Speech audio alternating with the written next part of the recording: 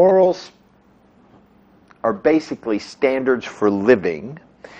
It is a socially, in other words, generally accepted by a culture or a society, set of rules, if you will, set of ethics by which a culture, a tribe, a society, a nation, a religious group, or a family may choose to live, and they agree upon these morals. And those morals are based on values, and those values are very often, most often, based on some sort of survival.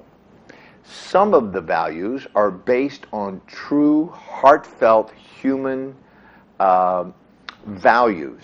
Every human being, I won't say every human being, one of the aspects of a healthy, normally functioning human being is to value human life. We value the life of our children. We value the life of our husband or wife. We value the life of our family or of our society. In other words, we value life, which means we don't go around killing people, we don't go around destroying life, and then that value often stays contained within a certain group. Like, I value my family's life and my culture's life or my religion's life, but your life I don't value. So somebody who is seen to be outside of this group, however small or large one chooses to see themselves or engage themselves, anyone outside that particular defined group would be of less value.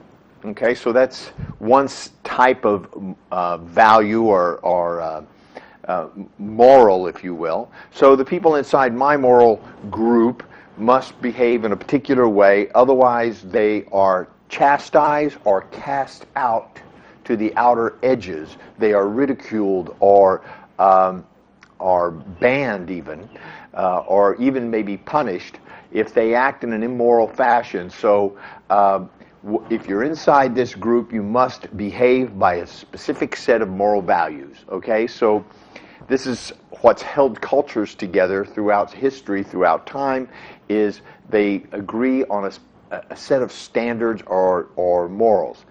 When you look deeper into that, very often it's simply just what works. Okay?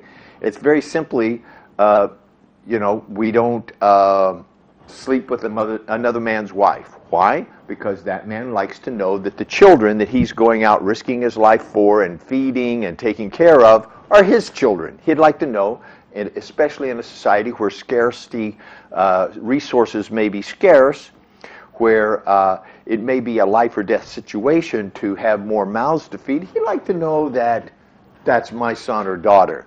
So we don't. So people adopted a long time ago, before we even thought about it, a standard like, okay, women shouldn't sleep with various men because they could have various children, and the men could all fight and kill each other, or kill the children, or kill the woman. They saw right away that side of thing didn't really work very well, so they made up this rule like, that's not cool, don't do that. Now it's a moral standard, and it's been in place for so long, it's just that's the way it is. And if somebody does that, they're now wrong. Well, it's not that they're actually wrong, it's just that it doesn't work.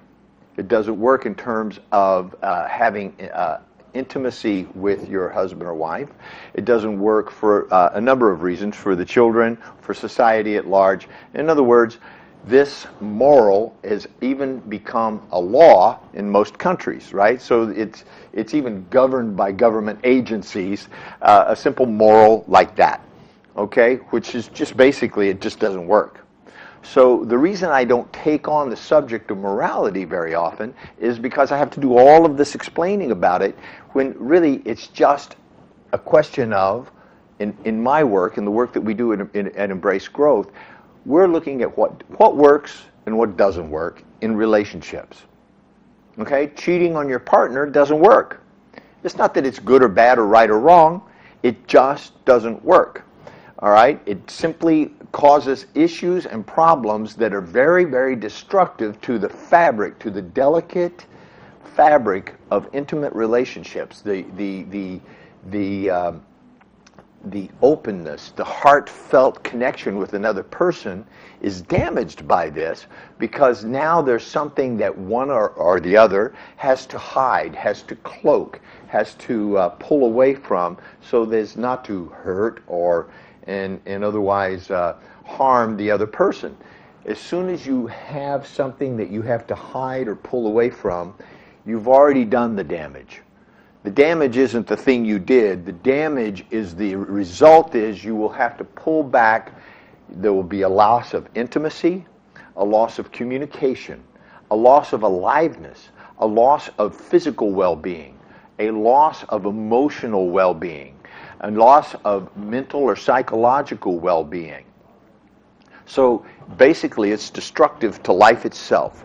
Those things that we consider valuable, vitality, love, connection, communication, belonging, those things are immediately destroyed. And so your life becomes a pretense. You begin to pretend that everything's going well when it's not. And so your life becomes a lie, and in that you lose vitality, health, well-being, financially, and in every other possible way. Now,